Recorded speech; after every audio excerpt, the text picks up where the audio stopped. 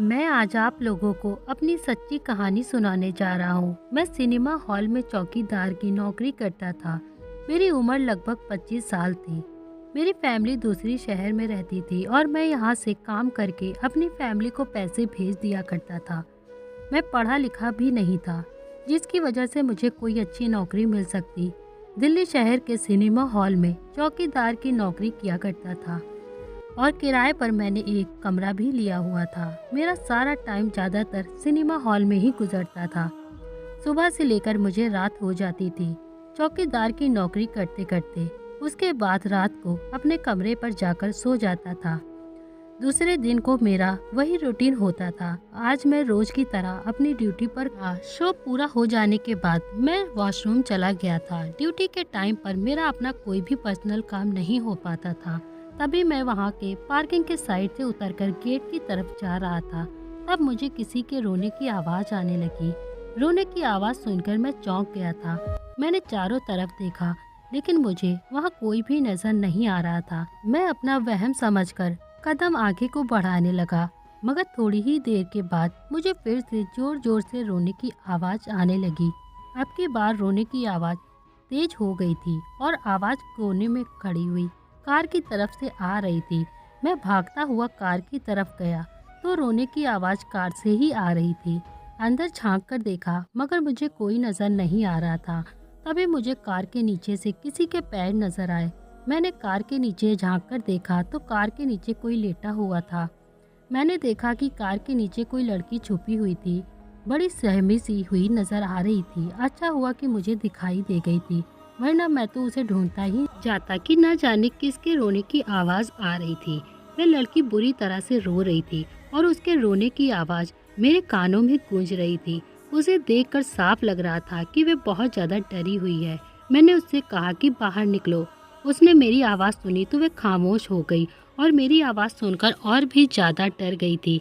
तभी मैंने उसे तसल्ली दी और कहा कि बाहर निकलो, डरो मत मैडम, मैं यहाँ का चौकीदार हूँ। अगर तुम्हें कोई परेशानी है तो तुम मुझे बता दो। मैंने जब यह सब उससे कहा तो वह धीरे धीरे बाहर निकलने की कोशिश करने लगी थी। उसकी हालत ठीक नहीं थी। वह इधर उधर देखते हुए कहने लगी, क्या सब लोग चले गए हैं? वो ना जाने किस बात से तसल्ली करना चाह रही थी। मैं उसको साइड पर लेकर गया और मैंने उसे बैठने से कहा और कहने लगा कि तुम फिक्र मत करो, सब लोग चले गए हैं। लगभग आधे घंटे के बाद फिल्म का नाइट शो है और आप कौन हो? आप इतनी डरी हुई क्यों हो? मुझे बताओ। मेरी इतनी हमदर्दी देखकर उसके तो आंसू निकलने लगे थे। मुझे उस लड़की पर रहम आ गया था। मैं उसके लिए पानी की बोतल लेने चला गया था। मैंने उसे पानी पीने के लिए कहा। पानी पीने के बाद वे लड़की थोड़ी नॉर्मल हुई थी। मैंने कहा, आप जिस तरह से कहेंगी मैं वैसे ही आपकी मदद कर दूंगा। वह लड़की कहने लगी कि मेरा तो इस शहर में कोई भी नहीं है, जबकि मेरा इस दुनिया में ही कोई नहीं है। मैंने कहा, जब आपका कोई नहीं है तो फिर आप यहाँ पर किस तरह से आई हो? वो कहने लगी, मेरी किस्मत मुझे यहाँ तक लेकर आई है। मैं अपने ही घर से निकलने पर मजबूर हो गई। मैं इस शहर की नहीं हूँ, मैं दूसरे शहर में रहती थी। मैं एक अनाथ लड़की हूँ और इसीलिए अनाथ आश्रम में रहती थी। अनाथ आश्रम में मुझसे कहा गया था कि किसी को केयर टेकर की ज़रूरत है, इसीलिए उन लोगों ने मुझे वहाँ भेजने का फैसला कर लिया था। मैं भी खुश हो गई थी कि चलो अच्छा ही है, मैं भी अपना कुछ कमा सकती थी। इसीलिए वह फैमिली मुझे वहाँ पर लेकर आ गई थी। वो वहाँ दिल्ली पर लेकर मुझे गए थे। उन लोगों ने मुझे 2 बच्चे संभालने के लिए दिखाए। मैं दिन रात उनके बच्चों को संभालती थी। जिस घर में मुझे नौकरी के लिए रखा गया था, वहाँ की मालकिन तो बहुत अच्छी थी। वे बहुत रहमदिल औरत थी। मालकिन ने हमेशा से ही मेरी मदद करनी चाहिए थी और मुझ पर मेहरबानी भी किया करती थी। मैं यहाँ पर बहुत ज़्यादा खुश हो गई थी क्योंकि मुझे फैमिली के घर में कोई भी प्रॉब्लम नहीं थी। मैं उनके बच्चों को अच्छे तरीके से ख्याल रखा करती थी। मुझे यहाँ पर नौकरी करते हुए लगभग 3 महीने हो गए थे। मुझे उस घर में टाइम से खाना भी दिया जाता था और रहने के लिए एक कमरा भी दे दिया गया था। मुझे घर में काम करते हुए किसी तरफ की कोई भी परेशानी नहीं थी। मेरी मालकिन का पति बाहर नौकरी करता था। कुछ दिनों के लिए वह अपने घर पर आया था। एक रात मेरी तबीयत ठीक नहीं थी और मैं अपने रूम में लेटी हुई थी, इसीलिए मैं बच्चों का भी ध्यान नहीं रख पा रही थी। मालकिन तो अपने पति के आने में बिजी हो गई थी। इसी वजह से बच्चे बहुत ज़्यादा परेशान कर रहे थे और मुझे कमरे से बाहर निकलकर बच्चों को देखभाल करने के लिए जाना ही पड़ा था कि तभी मालकिन के पति की नज़र मुझ पर चली गई थी। मालकिन का पति बड़ा घूर घूर के मुझे देख रहा था। उनके होते हुए मुझे अपना काम करना बहुत ही ज़्यादा मुश्किल लग रहा था। इसीलिए मैं जल्दी जल्दी से बच्चों को सुलाकर अपने कमरे में वापस आ गई थी। फिर मेरी भी तबीयत ठीक नहीं थी और तभी सभी लोग सो चुके थे। लगभग 3 बज गया था। सर में बहुत ज़्यादा मेरे दर्द हो रहा था, इसी वजह से मुझे नींद नहीं आ रही थी। मैं जाग ही रही थी कि तभी अचानक मैंने देखा कि मालकिन के पति मेरे कमरे में आ गए हैं। उन्हें अपने कमरे में देखकर मैं बहुत ज़्यादा घबरा गई थी। वो मेरे कमरे में आकर मेरा हालचाल पूछ रहे थे और हालचाल पूछते पूछते वे मेरे करीब आने की कोशिश करने लगे। उनके इस हरकत से मैं बहुत ज़्यादा परेशान हो गई थी। इसीलिए मैंने उनसे कहा कि मैं आपकी शिकायत मालकिन से कर दूंगी, आप मेरे कमरे से चले जाइए। उस दिन तो मालकिन का पति मेरे कमरे से चला गया था, लेकिन अगले दिन मालकिन ने कहा कि तुम बच्चों का ख्याल रखना, मैं शॉपिंग करने के लिए जा रही हूँ।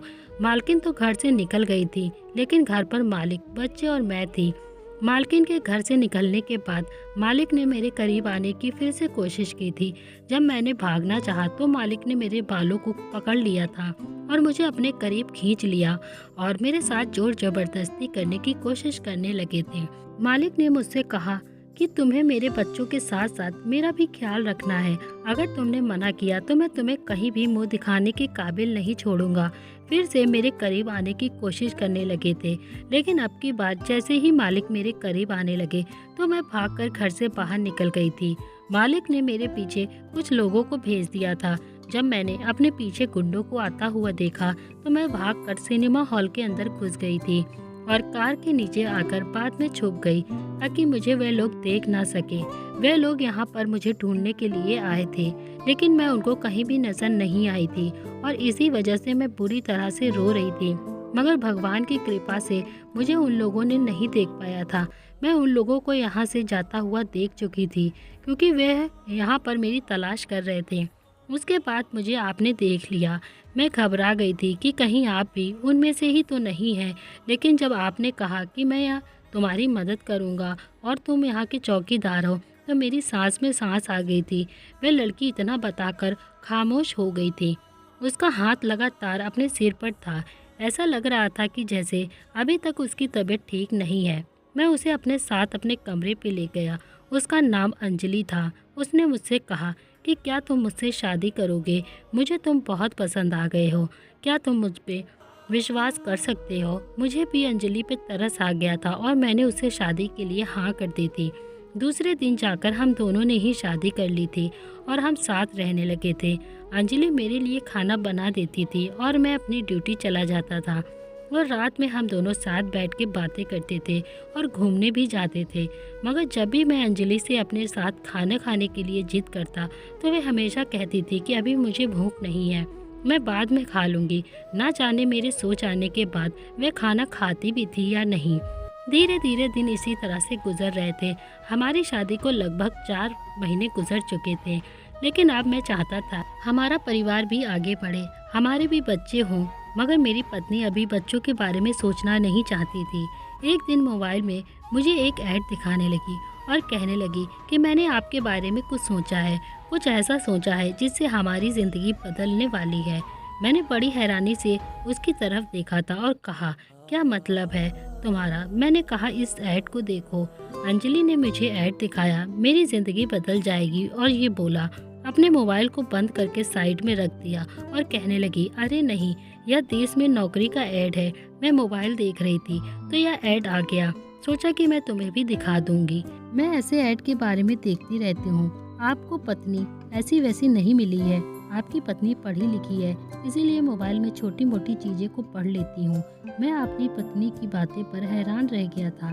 उसने ना जाने कब से अपने दिल में ख्याल कर लिया था कि वह मेरे लिए नौकरी खोजेगी। अगले दिन उसने मुझसे कुछ इम्पोर्टेंट पेपर्स मंगवाए और मुझे अपने साथ लेकर पासपोर्ट वीज़ा बनवाने के लिए चली गई थी।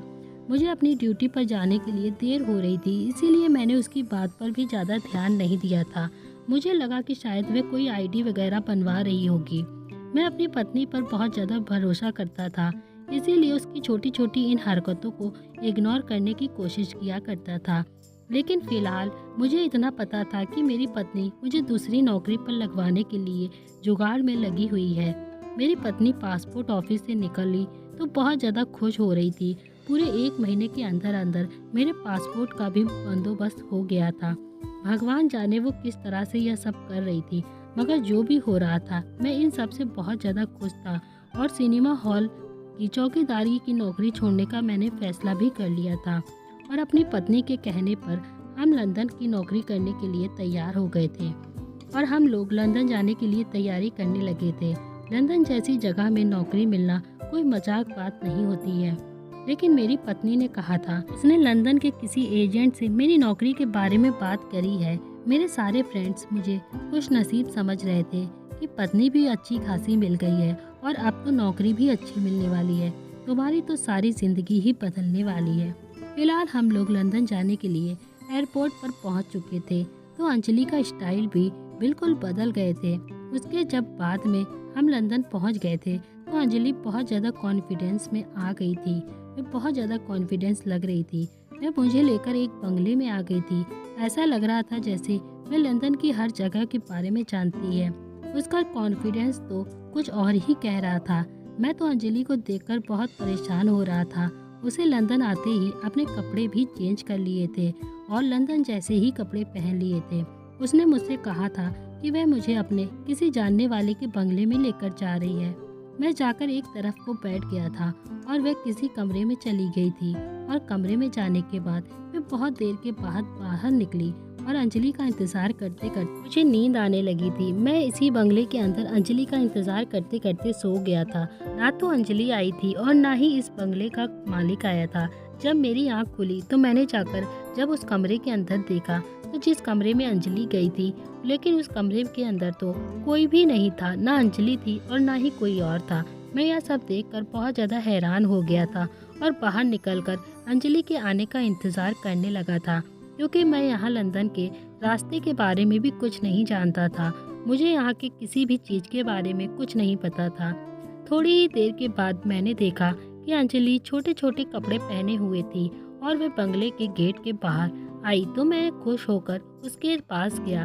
वो बहुत ज़्यादा खुश नज़र आ रही थी। मैं भी गेट के बाहर ही खड़ा हुआ था।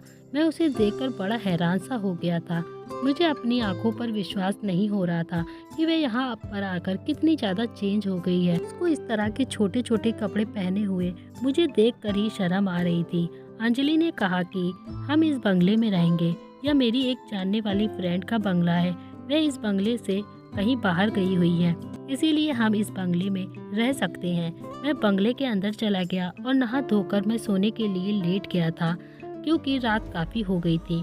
लेकिन जब मेरी आधी रात को आँख खुली तो अंजलि अपना सर पकड़े हुए बैठी हुई थी, जबकि बेड पर साइड में एक पर्स रखा हुआ था। मेरी नज़र जैसे ही उस पर्स पर गई तो वह खुली हुई थी। यह देखकर मेरी आंखें तो फटी की फटी रह गई थी, क्योंकि वो पर्स तो पैसों से बिल्कुल भरा हुआ पड़ा हुआ था, जो लंदन के करेंसी के थे और कुछ पैसे हिंदुस्तानी करेंसी के भी थे। लेकिन इन सब का मतलब क्या था, मेरे तो कुछ भी समझ में नहीं आ रहा था। जबकि मैंने अंजलि से कहा कि अंजलि, तुम्हें क्या हुआ है? तुम्हारी तबीयत तो ठीक है, लेकिन मुझे ऐसा क्यों लग रहा है कि तुम यहाँ पर पहले भी आ चुकी हो। क्या तुम मुझसे कुछ छुपा रही हो? मुझे सच सच बता दो, ये किसका बंगला है? और मैं बार बार अंजलि से यह सवाल कर रहा था, मगर अंजलि मुझसे बात ही नहीं कर रही थी। मेरे सवाल का कोई भी जवाब नहीं दिया तो मैं पलटकर फिर से सो गया था। सुबह जब मैं उठा तो मुझे अंजलि की तबीयत ठीक नहीं लग रही थी, इसीलिए मैं उसे गोद में लेकर पास वाले ही अस्पताल में चला गया था। वहाँ पर डॉक्टर ने अंजलि का ट्रीटमेंट किया और डॉक्टर बताने लगे कि यह मैडम ड्रग्स लेती हैं, इसीलिए ड्रग्स इनके दिमाग पर सवार हो गई है, जिसकी वजह से इनके सर में हमेशा दर्द रहने लगा है।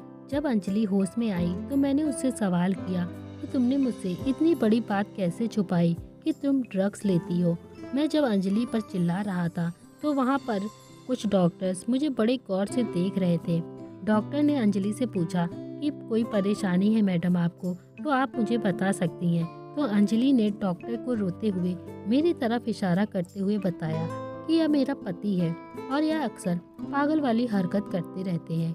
उसकी बात सुनकर डॉक्टर ने आकर दोनों तरफ से मुझे पकड़ लिया था और मेरे दोनों हाथ पकड़ लिए थे और कुछ ही देर के बाद मैं लंदन के पागल खाने में पहुंच चुका था। यहाँ पर मुझे काफ़ी सारे पागलों के बीच में बंद कर दिया गया था। यहाँ आने के बाद मुझे बहुत घबराहट की वजह से मेरा बड़ा बुरा हाल हो गया था। अंजलि की ऐसी हरकतें देखकर मेरे तो होश उड़ गए थे। यह सब अंजलि ने क्या कर दिया था। पागल खाने में मेरी तरफ से और भी ज़्यादा 2-3 लोग नॉर्मल लोग मौजूद थे। उनमें से एक आदमी थोड़ा नॉर्मल लग रहा था। उस आदमी ने अपने पास मुझे बुलाया और कहने लगा, तुम्हें क्या परेशानी है। तो मैंने उसे अंजलि की सारी सच्चाई बता दी थी। यह भी बता दिया कि मैं पागल नहीं हूँ। मेरी बात सुनकर वे आदमी बहुत तेज हंसने लगा और कहने लगा, तुम्हारी पत्नी कोई भी आम लड़की नहीं है। वह लड़की लंदन के बहुत बड़े बिजनेसमैन की बिगड़ी हुई औलाद है। उसने तुम्हें सिर्फ इस्तेमाल किया है। उसने तुम्हें ही नहीं बल्कि जो कुछ तुम्हारे साथ हुआ है ऐसा मेरे साथ भी हुआ है। हाँ, बस फर्क इतना है कि मेरी शादी उसके साथ नहीं हुई थी। उसने मुझे अपने प्यार के जाल में फंसा लिया था। फिर मेरी बातें सुनकर वे आदमी मुझे तसल्ली देते हुए कहने लगा, यह यही सब कुछ करती रहती है। वे अपने घर से भाग जाती है और शहर शहर जाकर लड़कों को अपने झांसे में फंसाकर यहाँ लेकर आ जाती है। या तो वे लड़कों को यहाँ लाने के बाद उन पर इल्जाम लगाकर पुलिस के हवाले करवा देती है या फिर उन्हें पागल साबित करके इस पागल खाने में भिजवा देती है। क्या तुम जानते हो यहाँ की बिगड़ी हुई अमीर लड़कियों का क्या काम है? यह लड़कियाँ फिटकरी मिलाकर अलग अलग देश में शहर में जाती हैं और वहाँ जाकर नशा बेचने लगती हैं और भोले भाले लोगों को यूं ही फंसा लेती हैं। इसीलिए यह लोग ज़्यादातर हिंदुस्तान जाती हैं, फिटकरी खरीदती हैं और बहाने से वहाँ के लोगों को बहला फुसला कर लंदन लाकर छोड़ देती हैं और इसी तरह से नशा इन लोगों के दिमाग पर भी सवार हो जाता है। अंजलि की एक एक बात अब मेरे दिमाग में घूमने लगी थी। अंजलि ने भी मेरा इस्तेमाल किया था, जबकि मैं तो उसकी खूबसूरती में इस तरह से दीवाना होकर सब कुछ भूल गया था कि खूबसूरत लड़की मुझसे शादी करने पर क्यों राजी हो गई थी। मैं तो इतना पढ़ा लिखा भी नहीं था, मगर अब मैं क्या कर सकता था। मैं इस अनजान देश में किसी को जानता भी नहीं था, इसीलिए खामोशी से मैं पागल खाने में पड़ा हुआ था। लेकिन जब 1 महीना गुजर गया तो मैंने देखा कि अंजलि खुद मुझे यहाँ से लेने के लिए आई हुई थी और वह रो रो कर मेरे सामने खड़े होकर मुझसे माफ़ी मांग रही थी और कह रही थी कि मैंने तुम्हारे साथ जो भी किया है उसके लिए मुझे माफ़ कर दो। मैंने बहुत गलत किया है तुम्हारे साथ। यह गलत काम मैं करती थी क्योंकि मैं गलत संगत में पड़ गई थी। अंजलि अपनी गलती पर बहुत ज़्यादा शर्मिंदा भी हो रही थी। मैंने उससे पूछा कि मुझे यह तो सब कुछ पता है कि तुम यहाँ पर क्यों और किस वजह से लेकर आई थी। अब मुझे यह भी बता दो कि तुम मुझे पागल खाने से क्यों छुड़वाने के लिए आई हो। अंजलि ने बताया, तुम्हारे साथ ऐसा करने के बाद मुझे रोज़ अपनी गलती का एहसास होने लगा था कि तुम मेरा कितना ज़्यादा ख्याल रखते थे। तुमने मेरी कितनी मदद की थी। मैंने तुमसे झूठ बोला, फिर भी तुमने मेरी बात पर यकीन कर लिया था। मेरे पापा ने मुझे घर में कैद कर दिया था ताकि मैं अब इस तरह की हरकतें बिल्कुल ना कर पाऊँ। लेकिन मुझे सपने में तुम रोज़ नज़र आते थे और मैं देखती थी कि मेरी गलती की वजह से तुम बहुत ज़्यादा परेशान हो और बहुत ज़्यादा तकलीफ़ में हो। इसीलिए मैंने अपने पापा से कहा कि वे तुम्हें पागल खाने से छुड़वा दें। आज के बाद मैं कोई भी गलत काम नहीं करूँगी इस तरह से। बस वे मुझे घर से निकलने दें और किसी तरह से तुम्हें पागल खाने से छुड़वा दें। मैं तुम्हारी पत्नी हूँ। आज से मैं कसम खाती हूँ और वादा करती हूँ कि आज के बाद मैं कभी भी कोई गलत काम नहीं करूँगी। प्लीज़ तुम मुझे यहाँ से लेकर मेरी उसी दुनिया में चलो जहाँ से हमने अपनी ज़िंदगी की नई शुरुआत की थी। मैंने भी अपनी पत्नी को माफ़ कर दिया था और दिल से उसे अपना लिया था। वह अपने किए पे बहुत ज़्यादा शर्मिंदा थी। अंजलि के बाद उसके पापा मेरे पास आए और उन्होंने मुझसे अपनी बेटी की तरफ से बहुत ज़्यादा माफ़ी मांगी और कहा मैं उनकी बेटी को लेकर वापस हिंदुस्तान चला जाऊं।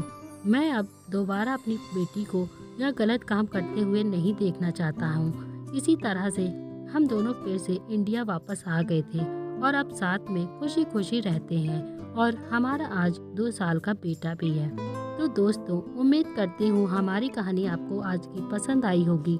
अगर आज की कहानी आपको पसंद आई है तो वीडियो को लाइक करें और जल्दी से चैनल पर नए हैं तो सब्सक्राइब करें।